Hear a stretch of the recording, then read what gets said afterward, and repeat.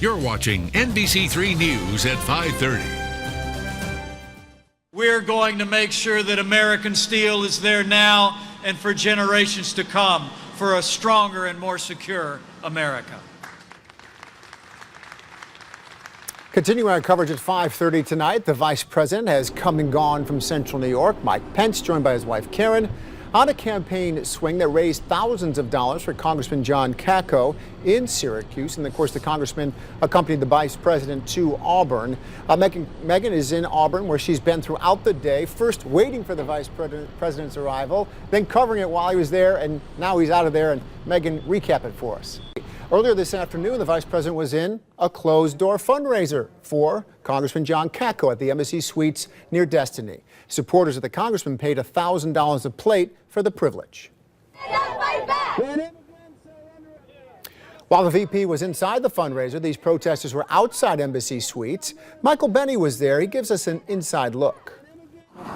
We continue to follow breaking news tonight. If you're just getting home and joining us, a portion of a railroad bridge in downtown Syracuse collapsed this afternoon, causing closures in the area. There you can see officials, inspectors there on the scene taking a look at what's left behind. But you can see chunks of concrete pouring down onto the sidewalk and even the street nearby.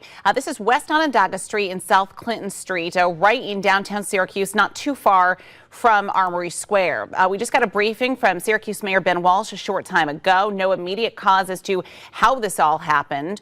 They're going to be removing part of a sidewall there over concerns that too may also crumble. And we do expect that work to begin sometime late tonight. They're going to be setting up lights in the area to illuminate it.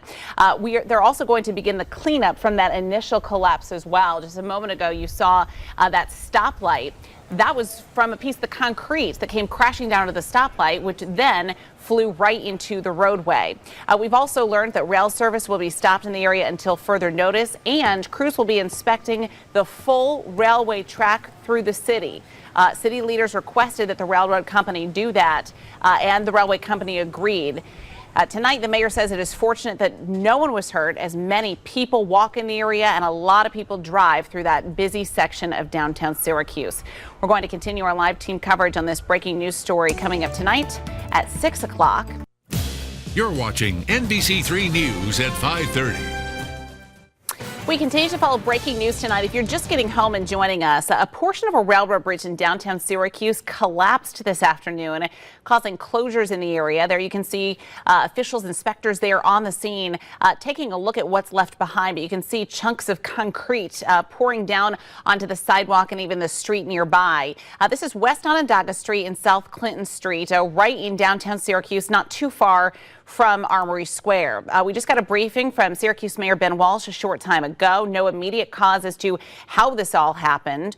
They're going to be removing part of a sidewall there over concerns that too may also crumble. And we do expect that work to begin sometime late tonight. They're going to be setting up lights in the area to illuminate it.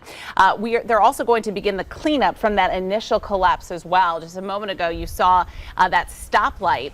That was from a piece of the concrete that came crashing down to the stoplight, which then flew right into the roadway.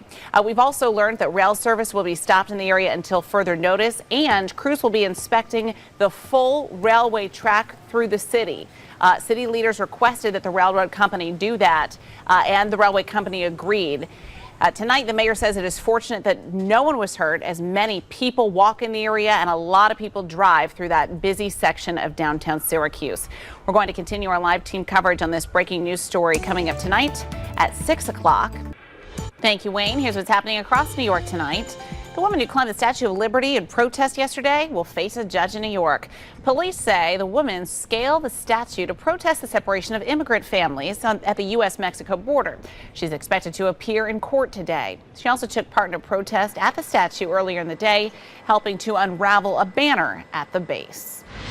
A man who has autism was found after being lost in the Adirondacks for more than 50 hours. Bruce Williams and his family were camping last week when they were separated after going for a swim. Forest rangers say he was able to survive by using skills he learned from his years in the Boy Scouts. Williams, who is an Eagle Scout, was found with a sunburn and several bug bites, but in all was in good spirits. Coming up on the news at 5:30, a video of teens being attacked last night at a fast food restaurant is going viral. What brought on the assault and what police are doing about it. You're watching NBC3 News at 5:30. It's been almost a year since Hurricane Maria made landfall on the island of Puerto Rico, leaving homes and families devastated. Tonight, we're learning the death toll is well over 1,000 people instead of the 64 deaths the government originally reported. Many Puerto Ricans living here in central New York now, but their families remain frozen in time, crying out for more aid. Now at 5:30, our Mary Keeler has their story. Still to come on NBC3 News at 5:30, there is still another month left this summer, but scents of autumn are just around the corner. When you can pick up your fall favorites and which new products are hitting store shelves. Good afternoon. It's 4 o'clock and I'm Jack Patel. And I'm Kimberly Brown. Thank you for joining us. 3 new people are in custody today charged in connection with Saturday's double homicide at Chili's. NCC News' Olivia Proya is in DeWitt today in Chili's on the developing story. Olivia?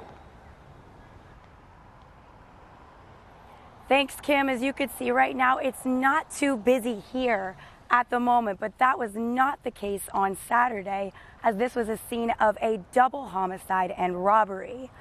As of today, police say 3 new suspects are in custody, but as of Sunday, they only had 1. His name was William Wood, and he had been arrested on the 2 counts of first-degree murder and 1 count of first-degree robbery. Police say Tracy Brown had just been arrested for providing the gun used in the murders in exchange for money. She's been charged with second-degree murder and hindering the prosecution. She's being held at the Onondaga County Justice Center, according to police. Officials also say Tracy's son, Ryan Brown, has also been arrested today in connection with the homicide. Police say he's being charged with hindering the prosecution. According to the Poor Standard, he was acquitted of killing someone just 5 months ago. He pleaded not guilty in court today, and his bond is set at $100,000. Police say Ronald Green has also pleaded not guilty in court today on 2 counts of second-degree murder and child endangerment. Officials say Green was the getaway driver and had his 2-year-old in the car at the time of the incident. He is being held without bond. Here at Chili's, there's been a memorial in place right behind me for the 2 victims. Live in DeWitt, I'm Olivia Proya. We refuse to be intimidated. We refuse to allow them to make us afraid of going through our daily lives. We have the best law enforcement agencies. We're all working together. We're all here, and we're going to go about our daily lives, enjoying this beautiful city and state. As of now, another device addressed to Congresswoman Maxine Waters has also been intercepted. These packages all come after a pipe bomb was delivered to George Soros' home mailbox. We will continue to follow this story throughout our newscast and at 4:45. What was originally a call for a family dispute turned into a violent and brutal arrest. Now, 4 years later, Alonzo Grant finally receives closure.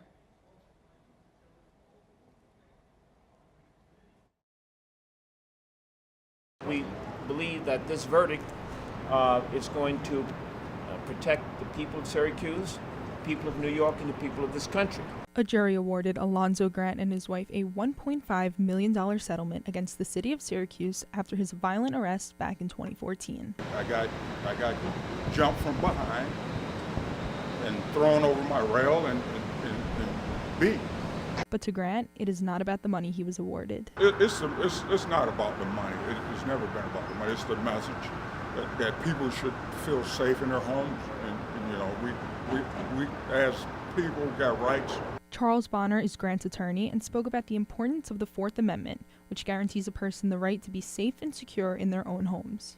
And any deviation, any Constitution violation is one too many, and it will put a hole into our Constitution and make us all unsafe. Bonner believes that this verdict opens an opportunity for the people of Syracuse to demand something better from their police department. The message here is that police officers, including the police union, must train officers to be truthful in their police report, to be truthful under the Constitution, to protect the American people.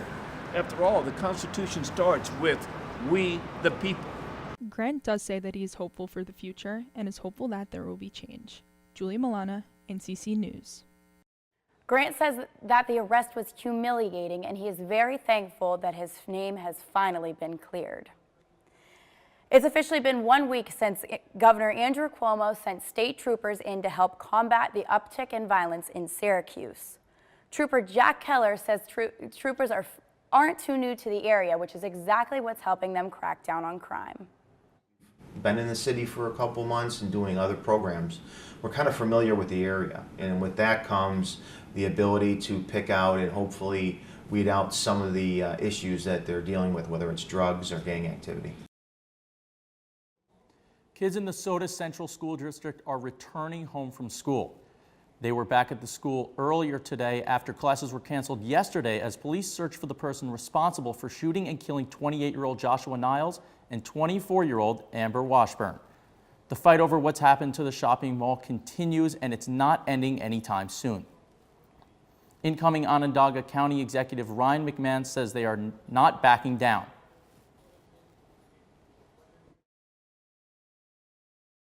Let businesses sit here, utilize public services, and basically have every other county taxpayer pay their fair share, and they can sit there and collect rents and not pay theirs. That's not what we're about, and that's not what we're going to let happen going forward. The Supreme Court was supposed to decide the mall's fate by next week, but they have now pushed that back to December 13th.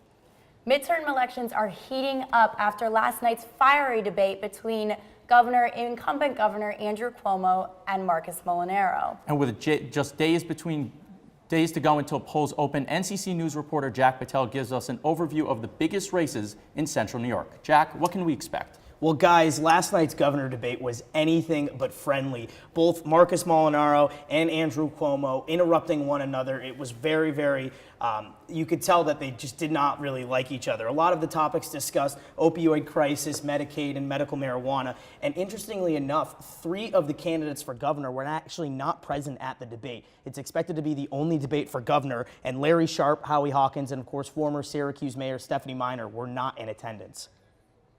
And closer to home, we have a really important 24th District congressional race. What's going on there? So John Katko and Dana Balter actually have their first debate later tonight. That's going to be at 7, live streaming on Syracuse.com, and that'll be one of 4 debates that they're going to be doing throughout the area. So definitely be on the lookout for that. Registration for this midterm election is higher than any other year in the past. That's according to Dustin Zarni, who's the commissioner of the Onondaga County Board of Elections. He tells us he's preparing for a presidential election level turnout.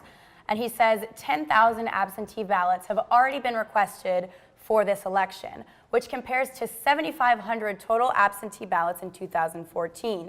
That means there's been a 133% increase in absentee ballots in the past 4 years. The last day to postmark these absentee ballots is November 5th. And the last day to drop them off in person is November 6th. And now a different kind of forecast. B11. NCC News reporter Kimberly Brown is out on the weather deck with what we can expect for the rest of the day. Kimberly?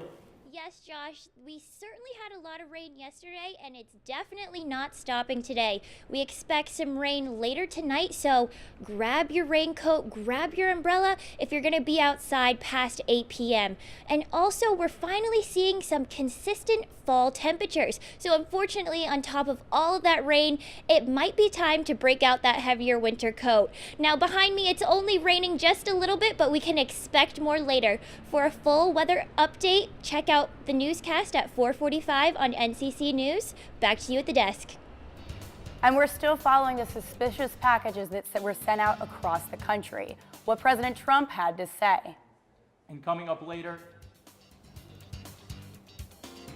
And next, record-breaking efforts by Onondaga County to fight the opioid epidemic. What you can do to help.